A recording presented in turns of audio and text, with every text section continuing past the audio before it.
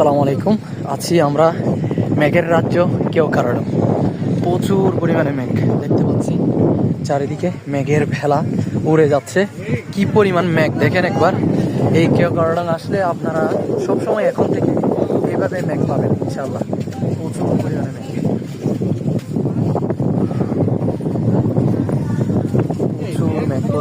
প্রচুর মেঘ। মেঘে একদম ঠান্ডা হয়ে জমে যাচ্ছে মানুষ।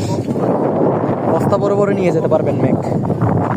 আপনারা এখানে একটা বস্তা নিয়ে আসবেন বড়, এই বস্তা ভরে মেঘগুলো নিয়ে যেতে পারবেন। প্রচুর মেঘ কেওক্রাডো, এই যে কেওক্রাডো।